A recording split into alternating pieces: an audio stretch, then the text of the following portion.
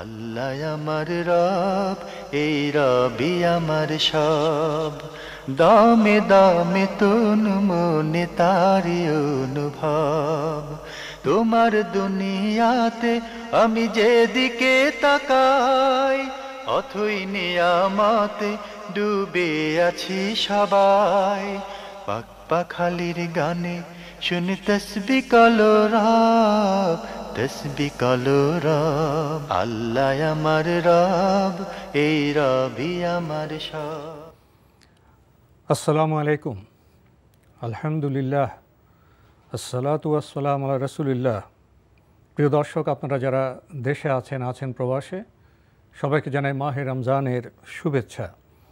শুরু হলো পবিত্র রমজান উপলক্ষে এনটিভি আয়োজিত এবং লাভ হলো নিবেদিত লাইভ অনুষ্ঠান আপনার জিজ্ঞাসা। আপনাদের সাথে আছি আমি জয়নুল আবেদিন আজাদ। আর আপনাদের মনে জায়গা প্রশ্নের জিজ্ঞাসার সরাসরি জবাব দিচ্ছেন বিশিষ্ট আলেম ডক্টর মোহাম্মদ সাইফুল্লাহ। আসসালামু আলাইকুম ওয়া রাহমাতুল্লাহি ওয়া বারাকাতুহু। প্রিয় দর্শক, আমাদের আজকের প্রাসঙ্গিক আলোচনার বিষয় শিরকের পরিচয়। চলুন তাহলে জিজ্ঞাসার আলোকিত ভুবনে আমরা প্রশ্ন নিচ্ছি। আসসালামু আলাইকুম। প্রিয় দর্শক, পরিচয় দিয়ে প্রশ্ন করুন। জি, আসসালামু আলাইকুম। ওয়ালাইকুম আসসালাম। আমি তানজিম বলছিলাম রায়ের বাজার থেকে। ভালো জি আছেন ভাইয়া, আপনারা? বলুন। আলহামদুলিল্লাহ, ভালো আছি। আমার দুইটা প্রশ্ন।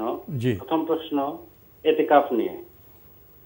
আমি জেনেছি, আগে থেকে জানতাম যেটা, যে এলাকার যে কোনো প্রত্যেকটা এলাকাতেই মানে কাউকে না কাউকে এতেকাফ করতে হয়, তাছাড়া এলাকাবাসী এর জন্য জবাব দিতে হয়, গুনাহগার হয়।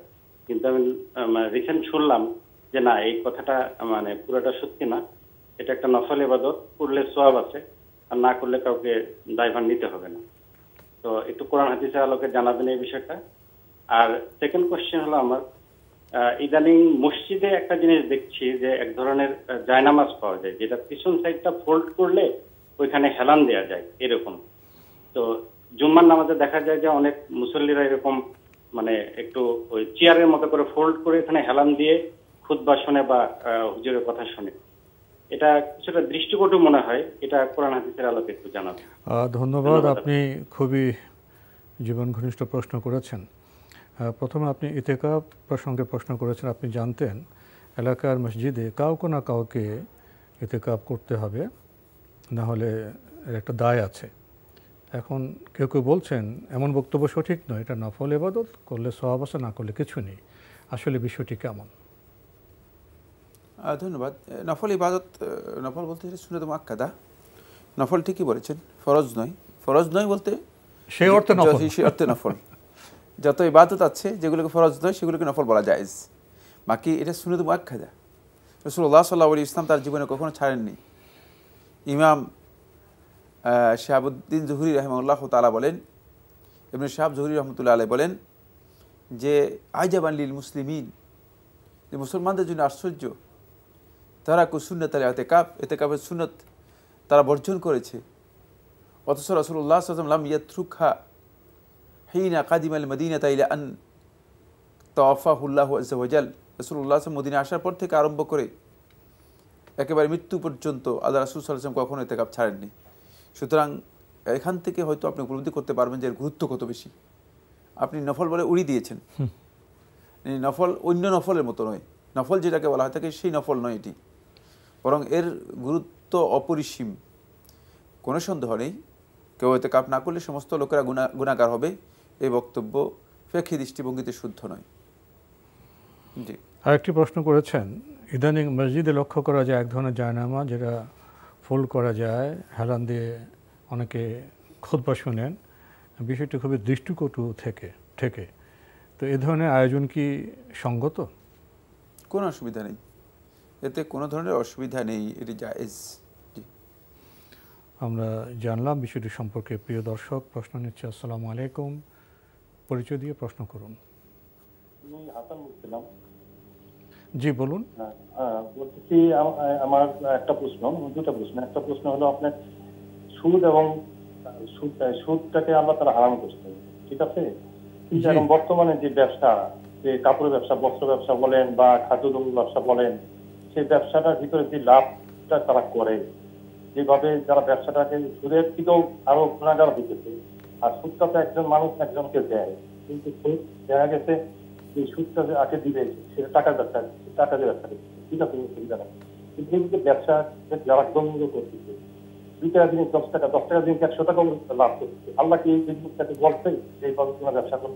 তার কি দেখি সুদের থেকে তারা বেশি তোমার যাবে, এটার ব্যাপারে একটু আপনাকে চেষ্টা করি। কারণ সুদটা আপনারা একবারই বলছেন সুদ খারাপ, ঠিক আছে, আমি তো মানি সুদ খারাপ, এই যে ব্যবসা তারা করে, যে কোনো ব্যবসায়ী হোক না কেন, তারা তো দেখা যাচ্ছে ব্যবসা সুদের থেকেও তারা খারাপ কি করছে। প্রিয় দর্শক, আপনি একটু থামবেন। আপনি যে প্রশ্নটি করছেন, আপনি আপনার কিছু দৃষ্টিভঙ্গির কথা তুলে ধরছেন। আপনি শুরুতে শুরু করেছেন সুদ হারাম, এবং কাপড়ের ব্যবসা, ফুটপাতের ব্যবসা, সেখানে টাকা আদান প্রদান ইত্যাদি ইত্যাদি, 10 টাকা 100 টাকা লাভ হয়, এটা একটা চিত্র। কিন্তু আপনি সুদের সাথে এগুলো কিভাবে সম্পর্কিত করছেন? আমি বলতেছি আপনাকে, আমি এখন বলতেছি যে সুদ তো মনে করেন আপনার ব্যবসা করতে টাকা দিয়ে, আর আপনি গভর্নমেন্ট যে ব্যবসাগুলি করে, খাবার বা যেগুলি বস্ত্র ব্যবসা করে, আমি 10 টাকা দিয়ে মাল কিনলাম, আমি জনগণের থেকে আমি 10 টাকার টাকা 50 টাকা আদায় করে নিলাম, 100 টাকা লাভ করলাম। আল্লাহ কি অতিরিক্ত লাভ কি বলছে যে তুমি অতিরিক্ত লাভ করো? এটি আমার প্রশ্ন। অতিরিক্ত লাভ, আচ্ছা, অতিরিক্ত লাভ কি আল্লাহ বলছে অতিরিক্ত লাভ করতে? আপনার প্রশ্নটি পেয়েছি। আপনার দ্বিতীয় প্রশ্নটি কি? দ্বিতীয় প্রশ্ন হলো যে কতটুকু নিম্নে একটা মানুষকে টাকা দিতে হলে তার কতটুকু পরিমাণ টাকা থাকতে হবে? আমার না, আমি যাকে টাকা দিব, মাধ্যম যাকে টাকা দিব তার কতটুকু গরিব থাকতে হবে তাকে আমি টাকা দিতে পারবো? ধন্যবাদ আপনাকে। আপনি সুদ হারাম এই কথা ভূমিকায় রেখে আপনি অন্য দিকে চলে গেছেন। কাপড় ব্যবসা লাভ, খাওয়ার ব্যবসা, ফুটপাতে ব্যবসা ইত্যাদি ইত্যাদি। আপনার কাছে মনে হচ্ছে এখানে সঠিকভাবে ব্যবসা হচ্ছে না। 10 টাকার পণ্য যদি 100 টাকা লাভ হয়, এই যে অতিরিক্ত লাভ, এই বিষয়টি কতটা সঠিক? ধন্যবাদ। এই ব্যাপারে সুদ হারাম করেছেন ইসলাম এবং সরাসরি আল্লাহ সুবহানাহু ওয়া তাআলা কোরআনের মধ্যে স্পষ্ট করে বলেছেন, আহাল্লাহুল বাইয়া ওয়া হারামার রিবা। আল্লাহ তাআলা সুদকে হারাম করেছেন এবং বেচাকেনাকে হালাল বা বৈধ ঘোষণা করেছেন, লেনদেনকে বৈধ করেছেন। হারাম করার কারণ আছে, কারণ সুদ আসলে এক প্রকারের শোষণ, অর্থনৈতিক শোষণের নাম। এর মধ্যে রক্ত চুষে নেওয়ার একটা সুকৌশল রয়েছে, এই কারণে হারাম করা হয়েছে।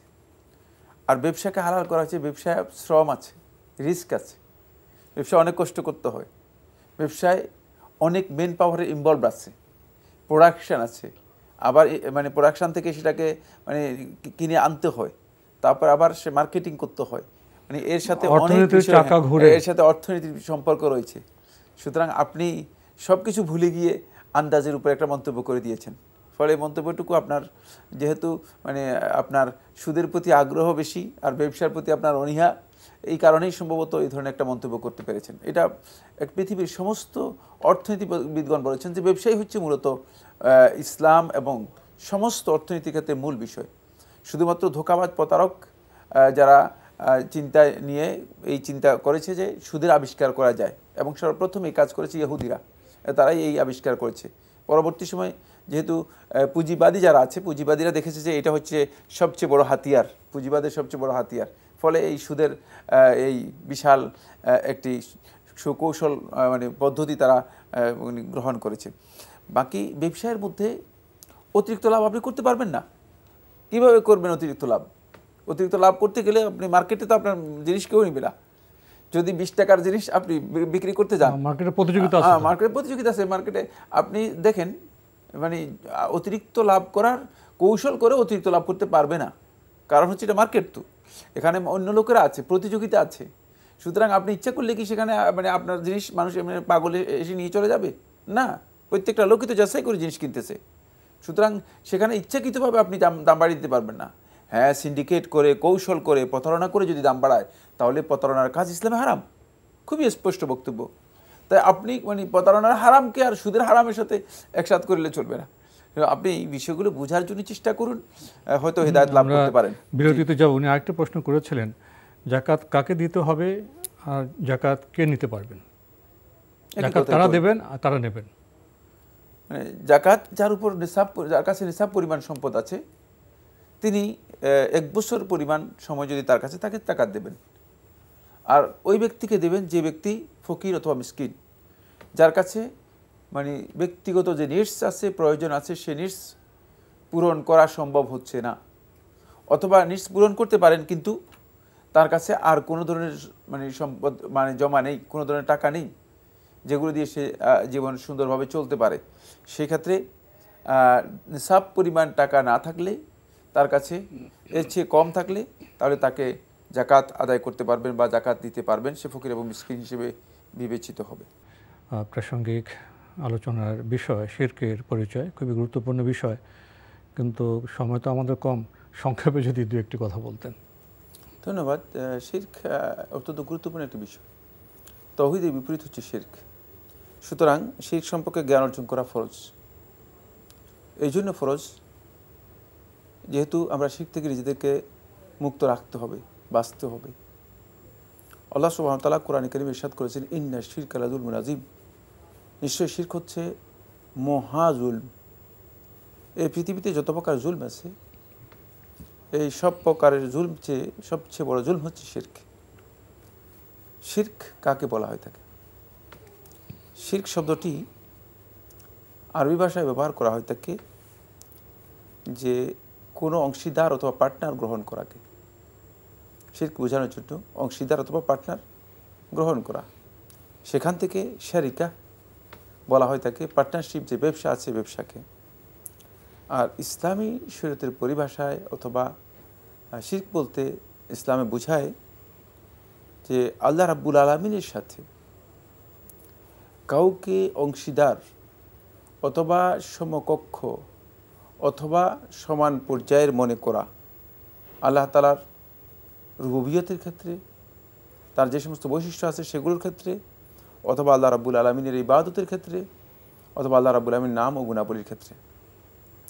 এই সকল ক্ষেত্রে আল্লাহ রাব্বুল আলামিনের যদি কাউকে আমরা সমকক্ষ মনে করি অথবা পার্টনার মনে করি অথবা সমপর্যায়ের মনে করে থাকি, তাহলে এই বিষয়টি শিরক হবে। আমরা অনেকে ধারণা করে থাকি যে আমরা তো মুশরিক না, আমরা শিরক করি না। তার কারণ হচ্ছে শিরক সম্পর্কে আমাদের কনসেপ্টটা হচ্ছে খুবই ন্যারো, খুব সীমিত, একেবারেই সীমিত। আমরা মনে করে থাকি যে আমি মূর্তি পূজা করি না, আমি গাছগাছালি যারা পূজা করে এগুলো পূজা করি না, সুতরাং আমি তো মুশরিক না। কিন্তু ব্যাপারটি এমন নয়। শিরকের দিগন্ত অনেক বিশাল। বরং শেখুল ইসলাম ইবনুল কাইয়িম রাহমাতুল্লাহ আলাইহি বলেন, আম্মা শিরকুল আসগরু, শিরকে দুই প্রকার রয়েছে, শিরকে আকবর এবং শিরকে আসগর, ছোট শিরক এবং বড় শিরক। ছোট শিরক সম্পর্কে শেখুল ইসলাম ইবনুল কাইয়িম রাহমাতুল্লাহ বলেন, আম্মা শিরকুল আসগর, যে ছোট শিরক রয়েছে, ফাবাহরুন লা সাহিলা লাহু, এটি অনেক বিশাল সমুদ্রের মতো, যে সমুদ্রের কোনো কিনারা নেই, কোনো তট নেই, এই সমুদ্রের মতো। তার কারণ হচ্ছে প্রত্যেকটি ইবাদতের মধ্যেই শিরকে আসগর এসে যেতে পারে। সুতরাং ইমানদারদেরকে অবশ্যই এই বিষয়গুলি সম্পর্কে বিস্তারিত জানতে হবে, জানার প্রয়োজন রয়েছে। আমরা আজকে খুবই সামান্য জানতে পেলাম। আমাদের লক্ষ্য হলো আপনারা উৎসাহিত হবেন, গুরুত্ব উপলব্ধি করবেন, নিজেরাই জানার চেষ্টা করবেন। আমরা প্রশ্ন নিচ্ছি। আসসালামু আলাইকুম, প্রিয় দর্শক, আপনার পরিচয় দিয়ে প্রশ্ন করুন। হুজুর ভালো আছেন? আলহামদুলিল্লাহ। হুজুর কথা বলছি মোহাম্মদ জাফর পালোয়ান, কাকচিড়া বাজার থেকে, জেলা বরগুনা। হুজুর ভাই পালোয়ান বলুন। জি ভালো আছেন আপনি? জি আলহামদুলিল্লাহ। জি আমার প্রশ্ন হলো যে 30 রোজা রাখলো না কিন্তু ধুমধাম করে ঈদ পালন যদি করে, তাদের বাড়ির নিকট আত্মীয় হলেও খাওয়া যাবে কিনা দাওয়াত হিসাবে? আপনি প্রথম কথাটি কি বললেন, কি রোজা রাখে না? যে রোজা রাখলো না সে কি ঈদ পালন করতে পারবে কিনা দুমদামের সহিত, এবং তাদের বাড়ির নিকট আত্মীয় হলে কি দাওয়াত খাওয়া যাবে কিনা, খেলে গুনাহ হবে কিনা? আরেকটি প্রশ্ন হলো 6 রোজা যদি আমি না রাখি তাহলে কোনো গুনাহ আছে কিনা, এবং রাখলে কতদিনের মধ্যে রাখতে হবে, এটা জানতে চাই হুজুর। জি ধন্যবাদ আপনাকে। আপনি বলছেন যে রোজা রাখে না অথচ খুব ধুমধামের সাথে ঈদ পালন করে, এটা কেমন, এবং তাদের বাসায় গিয়ে খাওয়া দাওয়া করা যাবে কিনা? ধন্যবাদ আপনাকে। আপনি সম্ভবত জানেন না, যারা রোজা রাখেন তাদের ঈদই ধুমধাম হয় বেশি, কারণ তারা তো রোজা এবং ঈদের সাথে তাল মিলাইতে পারেনি। রোজা যে ইবাদত এটাই তারা বুঝেনি, ফলে তাদের ঈদ আর ইবাদত হয় না, তাদের ঈদটা আল্লাহর আনুগত্যের মধ্যে যায় না, তাদের ঈদটা ওয়াঈদ। এই জন্য সালফে সালিহিনগণ বলেছেন, যারা সিয়াম পালন করেনি, আল্লাহ তার আনুগত্য করেনি, তাদের ঈদ নয়, তাদের এটা হচ্ছে ওয়াঈদ। ওয়াঈদ হচ্ছে শাস্তির আশঙ্কা, তাদের উপর আল্লাহ তাআলা শাস্তির আযাবের আশঙ্কা রয়েছে। সুতরাং ধুমধাম যত করবে তত আল্লাহ রাব্বুল আলামিনের আযাবে পতিত হবে। এদের জন্য ঈদ নেই, এদের জন্য হচ্ছে ওয়াঈদ, এদের ঈদ হবে না। সেক্ষেত্রে তাদের বাসায় যদি দাওয়াত দেন, মানে আপনি যদি নিশ্চিত জানেন যে তারা এই ধরনের কাজে লিপ্ত রয়েছে, উত্তম হচ্ছে তাদের দাওয়াতে অংশগ্রহণ না করা, তাদের দাওয়াতে অংশগ্রহণ। কিন্তু যদি আপনি মনে করেন যে না, আত্মীয় একেবারে কাছের লোক, না গেলে হয়তো সম্পর্ক নষ্ট হতে পারে, সেক্ষেত্রে এটা জায়েজ। আমরা যখন জায়েজ বলবো, এই বিষয়টা আমরা অনেককে বুঝাতে পারি, যাতে লোকদের আসলে মানে মৌলিকভাবে ইসলামের জ্ঞান না থাকার কারণে মানুষ যখন জায়েজ বলবো, এর অর্থ এই নয় যে এটা করতেই হবে, এটা উত্তম কিছু, হ্যাঁ এটা উত্তম এমন কিছুই নয়। জায়েজ মানে এর মধ্যে বৈধতা আছে, কিন্তু ইমানদার ব্যক্তিগণ জায়েজ কাজ করবে না, ইমানদার ব্যক্তিগণ যেটা উত্তম ভালো কাজ সেটা করবে। তো সেক্ষেত্রে উত্তম হচ্ছে তিনি এটাকে পরহেজ করবেন, এর থেকে বিরত থাকবেন। কারণ হতে পারে যে মানে এই যে খাবার, এই খাবার খাওয়ার কারণে হতে পারে যে আপনি আল্লাহ রাব্বুল আলামিনের মূল ইবাদতের যেই লাজ্জাত রয়েছে, স্বাদ রয়েছে, সেখান থেকে বঞ্চিত হয়ে যেতে পারেন। এই জন্য মানে এখানে জায়েজ আছে আপনার জন্য, আপনি অংশগ্রহণ করতে পারবেন, কিন্তু উত্তম হচ্ছে এখান থেকে বিরত থাকা। আরেকটি প্রশ্ন করেছেন সওয়ালে, যে 6 রোজা এটা কি কখন কিভাবে রাখতে হয়, আর না রাখলে কি গুনাহ হয়? শাওয়াল মাসের 6 রোজা রাখা অনেক গুরুত্বপূর্ণ, এর ফজিলত অনেক বেশি, না রাখলে গুনাহ হবে না। আর যদি রাখতে চান তাহলে আপনি পুরা শাওয়াল মাস ধরে রাখতে পারবেন, ডিলে করে রাখলেও কোনো অসুবিধা নেই। তবে শাওয়াল মাসের পরে নয়, শাওয়াল মাসের মধ্যেই রাখতে হবে, শাওয়াল মাসের মধ্যেই রাখতে হবে। এখানে অনেক মাসআলা রয়েছে, অনেক বিস্তারিত আলোচনা রয়েছে, এবং শাওয়াল মাসের এই 6 রোজার উপর একটা লিখিত বইও আমার রয়েছে, আমরা বিস্তারিত সমস্ত মাসআলা এখানে আলোচনা করেছি। আমরা জানলাম বিষয়টি সম্পর্কে। প্রিয় দর্শক, প্রশ্ন নিচ্ছে। আসসালামু আলাইকুম, পরিচয় দিয়ে প্রশ্ন করুন। লাইনে আছেন? ওয়ালাইকুম আসসালাম, আপনার পরিচয় দিয়ে প্রশ্ন করুন। আমি কুষ্টিয়া ভেড়ামারা থেকে বলছিলাম, মোহাম্মদ আতিক। ভাই আতিক, আপনার প্রশ্ন করুন। আমার প্রশ্ন হলো যে আমাদের নবী করিম সাল্লাল্লাহু আলাইহি ওয়াসাল্লাম মিরাজের আগে জি সালাত কিভাবে পড়তেন? আচ্ছা, আর কোনো প্রশ্ন আছে? জি না। ধন্যবাদ আপনাকে। নবী সাল্লাল্লাহু আলাইহি ওয়াসাল্লাম মিরাজের আগে সালাত কিভাবে আদায় করতেন? হ্যাঁ, এটি প্রশ্ন নয়, কৌতূহল, অপ্রয়োজনীয় প্রশ্ন করেছেন। কারণ নবী সাল্লাল্লাহু আলাইহি ওয়াসাল্লাম আগে কীভাবে সালাত আদায় করেছেন এটা আমাদের জানার বিষয় ছিল না। মিরাজের আগে সালাত ফরজ ছিল না।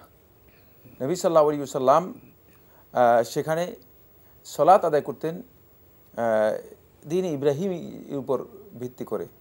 আগে যে দ্বীন হানিফ ছিল, দ্বীন হানিফের উপর ভিত্তি করে নবী সাল্লাল্লাহু আলাইহি ওয়াসাল্লাম সালাত আদায় করতেন। দ্বীন হানিফে যেভাবে সালাত আদায় করা হতো সেভাবে, যেহেতু ফরজ হয়নি, তখন সালাত ছিল নফল, অতিরিক্ত। রাসূলুল্লাহ সাল্লাল্লাহু আলাইহি ওয়াসাল্লাম এই অতিরিক্ত সালাতকে আদায় করতেন দ্বীন হানিফের উপর যেভাবে ছিল ঠিক সেভাবে। কেউ কেউ বলেছেন রাসূলুল্লাহ সাল্লাল্লাহু আলাইহি ওয়াসাল্লাম 2 ওয়াক্তে সালাত আদায় করতেন, তবে এই রেওয়ায়াতগুলো যথাযথ বা সঠিক নয়।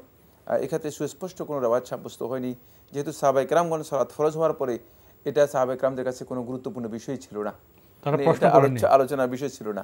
এই জন্য সাহাবায়ে কেরামগণ এগুলো আর পরবর্তীতে আলোচনা করেননি। কারণ নবী সাল্লাল্লাহু আলাইহি ওয়াসাল্লামের মামুল বিহি হচ্ছে যেটা নির্দেশ দিয়েছেন সেটা আমল করতে হবে, নির্দেশ দিয়েছেন যেটা নির্দেশ দেন নাই, যেটা আগে চলে গিয়েছে, সেগুলো রাসূলুল্লাহ সাল্লাল্লাহু আলাইহি ওয়াসাল্লাম সাহাবায়ে কেরামগণ প্রয়োজনও মনে করেননি, বর্ণনাও করেননি। আমরা জানলাম বিষয়টি সম্পর্কে। প্রিয় দর্শক, প্রশ্ন নিচ্ছে। আসসালামু আলাইকুম, পরিচয় দিয়ে প্রশ্ন করুন। লাইনে আছেন? লাইনটি কেটে গেল। নতুন কেউ কি লাইনে এসছেন? আসসালামু আলাইকুম। ওয়ালাইকুম আসসালাম, আপনার পরিচয় দিয়ে প্রশ্ন করুন। আমি আমদাদ মিরপুর থেকে। জি বলুন। আমার দুইটা প্রশ্ন আছে। জি। আমার প্রথম প্রশ্ন হচ্ছে, এই আমাদের যে বর্তমানে ফেতরা ধরা হয়েছে 75 টাকা, জি, এই 75 টাকা ফেতরা কিসের মূল্য হিসেবে 75 টাকা ধরা হয়ে যাচ্ছে? আমরা জানি ফেতা 1 ছা দিতে হয়, 1 ছা তো 2.5 কেজি। 75 টাকা তো বর্তমানে কোনো কিছুর মূল্যই আসে না। জি। আর আমার দ্বিতীয় আর আমার দ্বিতীয় প্রশ্ন হচ্ছে, বলুন। আমার দ্বিতীয় প্রশ্ন হচ্ছে তারাবির নামাজ যদি কেউ না পড়ে ইচ্ছা করে তাহলে কোনো গুনাহ হবে কিনা? তারাবি কেউ না পড়লে গুনাহ হবে কিনা, এই তো প্রশ্ন। ইচ্ছা করে। ধন্যবাদ আপনাকে। ইচ্ছে করে যে কেউ তারাবির নামাজ ছেড়ে দেয়। আচ্ছা, ইচ্ছে করে। জি, ইচ্ছা করে। ধন্যবাদ আপনাকে, আপনি খুবই গুরুত্বপূর্ণ প্রশ্ন করেছেন। প্রথম প্রশ্নটি আপনার মধ্যে নানা কারণে একটি সমস্যা সৃষ্টি করেছে। আপনি বলছেন যারা ৭৫ টাকা ফিতরা নির্ধারণ করেছেন কিসের ভিত্তিতে? আপনি জেনেছেন একশা পরিমাণ খাদ্যদ্রব্য, তো আপনি বলছেন যে ৭৫ টাকায় কীভাবে ২.৫ কেজি খাদ্য পাওয়া যাবে বর্তমান বাজারে, এটা কি ঠিক হয়েছে? এটা আমাদেরকে প্রশ্ন না করে তাদেরকে প্রশ্ন করা দরকার ছিল। যারা করেছেন তারাই এর উত্তর দিতে পারবেন সবচেয়ে ভালো। বাকি এই নির্ধারণই শুদ্ধ নয় এটি আমি বলতে পারবো। এখানে টাকা নির্ধারণ করার বৈধতা নেই। রাসূলুল্লাহ সাল্লাল্লাহু আলাইহি ওয়াসাল্লাম যেহেতু আমাদেরকে সা নির্ধারণ করে দিয়েছেন একশা পরিমাণ খাদ্যদ্রব্য দিতে, সুতরাং একশা পরিমাণ চাউল দেওয়া হচ্ছে বিধান। তারা এই কথাই বলে দিবেন যে একশা পরিমাণ চাউল দেবেন। আর চাউলের রেট কি সবখানে সমান একই ধরনের? তো ৭৫ টাকা নির্ধারণ করলে চলবে। আর চাউলের মান কি সমান? প্রশ্নই আসছে। কেউ আপনার ৬০ টাকা কেজি চাল খান, ১০০ টাকা চাল খান, ৮০ টাকা কেজি চাল খান। এই জন্য যারা নির্ধারণ করেছেন তারা একটা ভুল কাজ করেছেন। তাদের নির্ধারণ করার প্রয়োজন ছিল না। তারা মানুষের কাছে স্পষ্ট করা দরকার ছিল যে আমাদের বিধান হচ্ছে একশা পরিমাণ খাদ্যদ্রব্য দেয়া, একশা পরিমাণ চাউল দেয়া, আর একশা হচ্ছে ২.৫ কেজির মতো বা ২.৫ কেজির কাছাকাছি। এই কথা বলে দিলে যথেষ্ট মানুষ সেই আলোকে এখন যিনি যে মানে চাল খান তিনি সে মানে ২.৫ কেজি দেবেন, সেখান থেকে ২.৫ কেজি দেবেন। কিন্তু এই নির্ধারণই আমি মনে করি থাকি যে এটা আল্লাহ রাসূল সাল্লাল্লাহু আলাইহি ওয়াসাল্লামের উপর অতিরিক্ত খবরদারি অথবা অতিরিক্ত মাতাব্বুরি ছাড়া আর কিছুই নয়। আরেকটি প্রশ্ন করেছেন, কেউ যদি ইচ্ছে করে তারাবি নামাজ না পড়েন তাহলে কি তার গুনাহ হবে? না, গুনাহ হওয়ার কোনো কারণ নেই। তারাবি সালাত যেহেতু নফল বা অতিরিক্ত সালাত, সুন্নাত সালাত, গুনাহ হবে না। কিন্তু ওই ব্যক্তি তো মানে ইচ্ছাকৃতভাবে তারাবি সালাত তরক করবে যার অন্তরের মধ্যে ঈমান একেবারেই দুর্বল।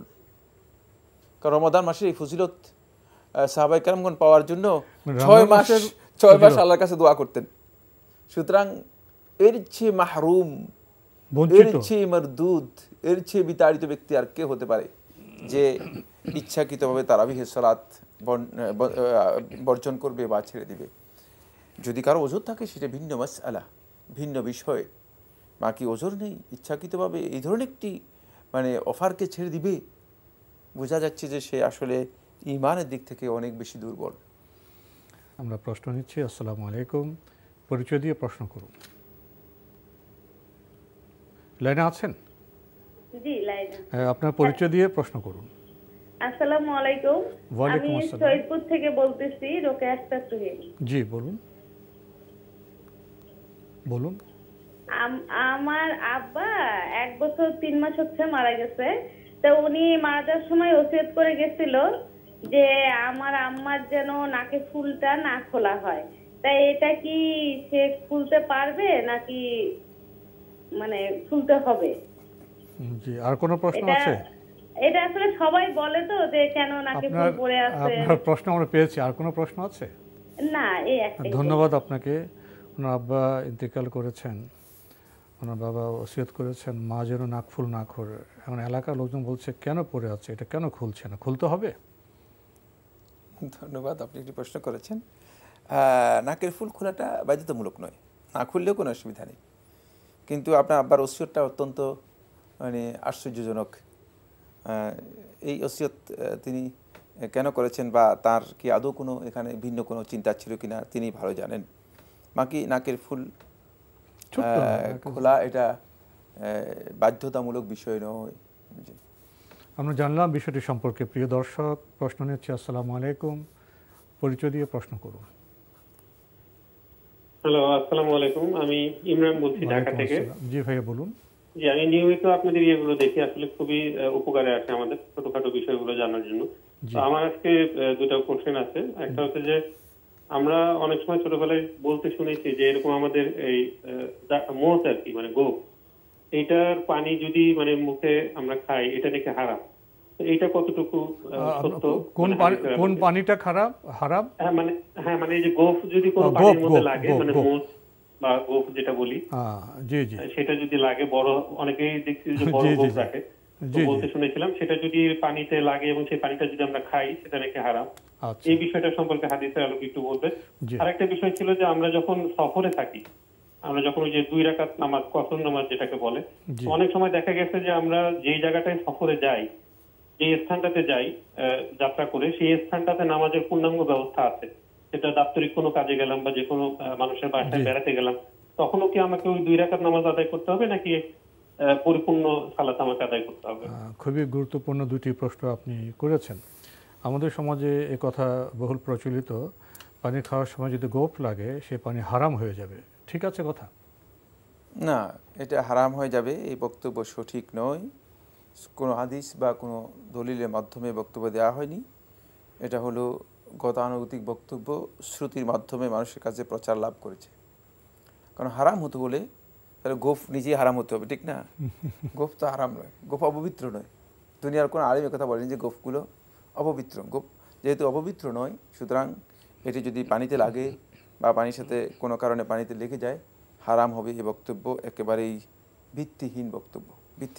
আরেকটি প্রশ্ন করেছেন যে যখন সফরে যায় তখন তো কসর নামাজের প্রশ্ন চলে আসে। উনি বলছেন যে এমন স্থানে যাওয়া হলো সেখানে নামাজের সব ব্যবস্থা আছে, সুন্দর আয়োজন আছে, সেখানেও কি কসর করতে হবে না পুরো নামাজ পড়তে হবে? যেখানেই যান আপনি যদি মুসাফির হন তাহলে আপনি কসর করবেন, এটাই বিধান।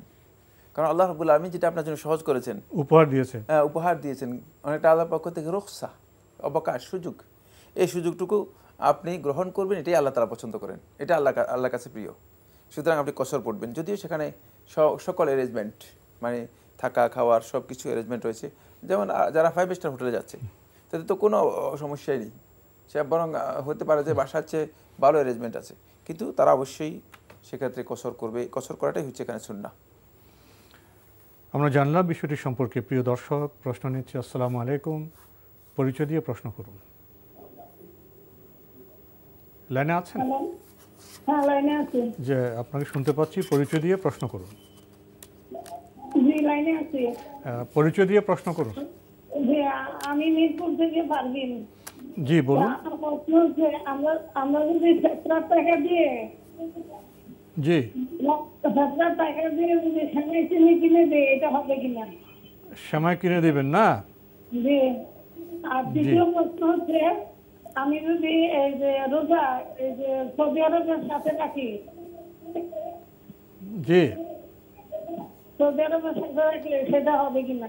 ধন্যবাদ আপনাকে, আপনি খুবই গুরুত্বপূর্ণ প্রশ্ন করেছেন। প্রথম প্রশ্ন, ফেতরার টাকা দিয়ে যদি উনি দরিদ্রকে সেমাই টেমাই কিনে দেন, এতে কি ফেতরা আদায় হবে? না, এতে ফেতরা আদায় হবে না। ফেতরা আপনাকে খাদ্যদ্রব্য দিয়ে দিতে হবে, চাউল দিয়ে ফেতরা আদায় করবেন। যদি কোনো কারণে চাউল দিতে না পারেন তাহলে আপনার জন্য যাই যাচ্ছে, আপনি টাকা দিবেন শুধু। কিন্তু সুন্নাহ হচ্ছে চাউল দিয়ে আদায় করা, এটাই বিশুদ্ধ বক্তব্য। আরেকটি প্রশ্ন করেছেন, উনি যদি সৌদি আরবের সাথে মিলিয়ে রোজা রাখেন, ঈদ করেন, এটা কি ঠিক হবে? না, আপনার এই কাজ ঠিক হবে না। তার কারণ হচ্ছে বাংলাদেশের মানে রাষ্ট্রীয় যে সিদ্ধান্ত, সামগ্রিকভাবে সবাই যেদিন সিয়াম পালন করবে, শৃঙ্খলা, সেই সিয়াম এর রাসূলুল্লাহ সাল্লাল্লাহু আলাইহি ওয়াসাল্লাম এই নির্দেশনা আপনি পরিপন্থী কাজ করেছেন। আর আপনি কি চাঁদ দেখেছেন? এই প্রশ্নের উত্তর হবে না, দেখেন নাই। তাহলে চাঁদ না দেখে আপনি কিসের ভিত্তিতে আন্দাজের উপর সিয়াম শুরু করেছেন? তখন আপনি চাঁদ না দেখে নিজের মন মতো সিয়াম পালন করার প্রবৃত্তির অনুসারীদের অন্তর্ভুক্ত হয়ে যাবেন, এটা আপনার জন্য জায়েজ নেই। সেক্ষেত্রে রাষ্ট্রীয় সিদ্ধান্তকে অনুসরণ করাটাই আপনার উপর ওয়াজিব, বাধ্যতামূলক। এই মাসলার মধ্যে ইখতিলাফ থাকলেও যখনই রাষ্ট্রীয় সিদ্ধান্ত এসে যাবে তখন শৃঙ্খলার জন্য সেটাকে মেনে নেওয়া এটি ওয়াজিব। যারা লঙ্ঘন করবেন তারা গুনাহগার হবেন, যেহেতু রাষ্ট্রীয় শৃঙ্খলা এখানে অত্যন্ত গুরুত্বপূর্ণ একটি ভূমিকা পালন করে। প্রিয় দর্শক, আমরা বিষয়টি সম্পর্কে অবগত হলাম। সুদবিহীন জীবন যাপনই তো আমাদের জন্য সঙ্গত। গত 3 বছর ধরে নগদ ইসলামিক MFS অ্যাকাউন্ট আছে আপনাদের সাথে। আপনারা চাইলে মোবাইল লেনদেনের নানা রকম সুবিধে উপভোগ করতে পারবেন সুদবিহীন এই নগদ ইসলামিক MFS অ্যাকাউন্ট থেকে। প্রিয় দর্শক, সময়ের কারণে আমরা আর প্রশ্ন নিতে পারছি না, এখানেই আমাদের শেষ করতে হচ্ছে। আপনাকে অনেক ধন্যবাদ। আপনাকে অনেক ধন্যবাদ। প্রিয় দর্শক, আমরা দেখছিলাম এনটিভি আয়োজিত এবং লাভিল নিবেদিত লাইভ অনুষ্ঠান আপনার জিজ্ঞাসা। আমাদের অনুষ্ঠান আপনারা এনটিভি অনলাইনেও দেখতে পারবেন, ভিজিট করুন www.ntvbd.com। এছাড়া ইউটিউবে এবং আমাদের ভেরিফাইড ফেসবুক পেজে অনুষ্ঠান দেখতে পারবেন। জীবন বিচিত্র, প্রশ্ন বিচিত্র, জানতে হবে সঠিক জ্ঞানের আলোকে, সে জানার চেষ্টা আমরা গভীর রাতে করলাম। আল্লাহ আমাদের কবুল করুন। আসুন ইসলামের আলোয় আমরা আলোকিত হই, জীবনকে সমৃদ্ধ করি। দেখা হবে ইনশাআল্লাহ আগামীকাল একই সময়ে। প্রিয় দর্শক, মহান আল্লাহ আমাদের সবাইকে নিরাপদে রাখুন শান্তিতে। আসসালামু আলাইকুম। আল্লাহ আমার রব, এই রবি আমার সব, দামে দামে তুন মনে তারি অনুভব। আল্লাহ আমার রব, এই রবি আমার সব, দামে দামে তুন